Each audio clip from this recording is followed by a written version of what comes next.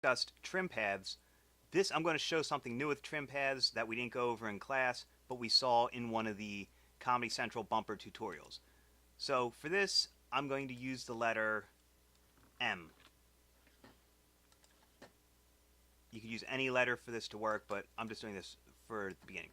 Okay, so we're going to need to turn this into a shape. So I right-click the layer, create shapes from text, and there's my outlines.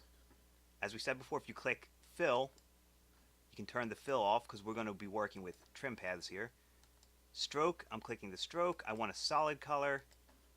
I'll make it 2. And again, as I said in class, 2 pixels is the minimum so you don't get a flicker or hurt someone's eyes.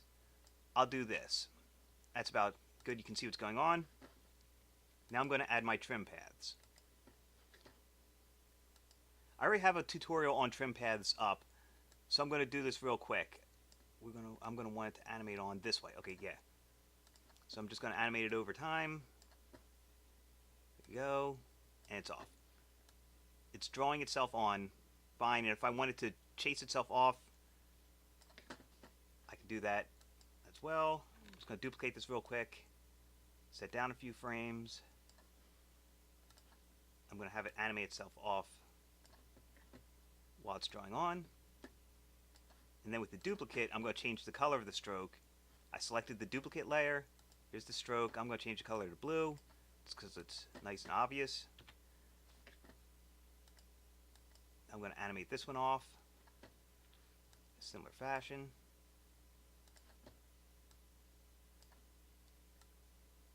So now both letters will draw on and animate off over time. And you see how it follows the whole letter around. If you only want one side of the letter, like in Comedy Central, I'm going to hide those keyframes. You have to do it with a path instead of a letter shape. So again, I want the letter M, but I want it to just animate in on one side. So I'm going to go Layer, New, Shape Layer. Nope, that's not it. Yeah, it is. It's Layer, New, Shape Layer. Sorry about that. Early in the morning. Add Path. Now, I could keep my letter M up for reference. Here we go. That's good. So I'm on my path layer right here. I'm going to click, click, click. If you have curves, obviously you need to click and drag. I'll do it with the letter C as well. So I'm going to hide this. So that's good enough. That's close enough for now. So this is my path. So now when I add a stroke, and remember, you got to be careful of the width of the stroke. I'm going to click the stroke, make it solid. That's about thick enough. And now when I add keyframes to the trim path, so I'm going to trim path it in. And I'll just animate it in from this way. So we'll start there. Go forward in time. And yes, I'm aware this was a 2 instead of a 0. I'll change that. Okay. Now it's animating in on the one side like I want. And that's the effect I wanted to achieve. Also with paths, you've got your stroke right here. You can change your caps. Now the ends are round. If that's what I wanted, that's how I would do that. Otherwise, it'd be a butt cap, and now they're square. You can change the joints of how they meet. So if I go round and round, now this is round and those are round. That's how you start rounding out your letters, all with the caps and how they meet up. If you wanted another further thing with dashes, you can click the add dash, and you can offset it if you want, however you want. You can animate this if you wanted. So I could have this animate on, and then over time, animate the offset of the dashes, change it to 0 here.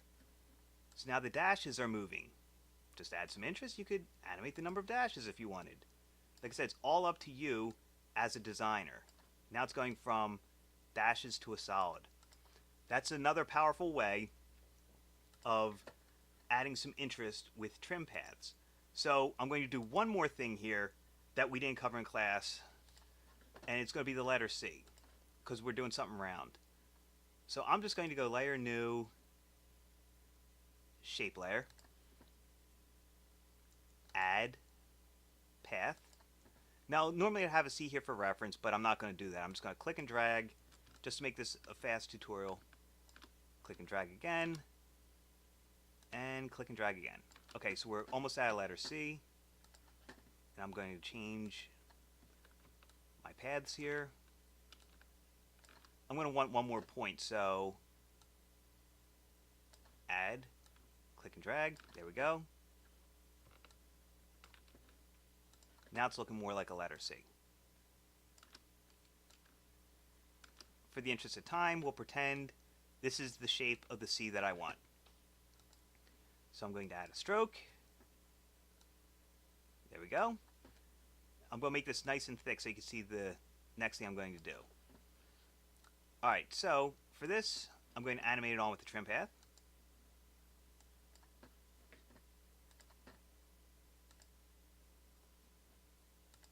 Click my first keyframe. Have it come in, let's just say 1 second. Okay, so now it's on. But say I want to have another stroke come in as well over top of this. Since it's a curve, I don't feel like redrawing it. So I'm going to duplicate my original, slide it down to offset the animation, change the stroke to red just to make it easy, and make it nice and thin. Now remember, not too thin. You don't want to go below 2, or you can cause some seizures in people. So now it's going to add on, draw on, and then the other stroke comes in with it. That's a fast way of just offsetting your layers, you know, sliding down your keyframes in time, and then just changing something like the color and the stroke width to add some interest. And of course, obviously, we would always be doing the speed graph to make it look more professional, but this is just showing you how to do more complex animations in a faster, easier way for when you're doing your intros to your motion reels.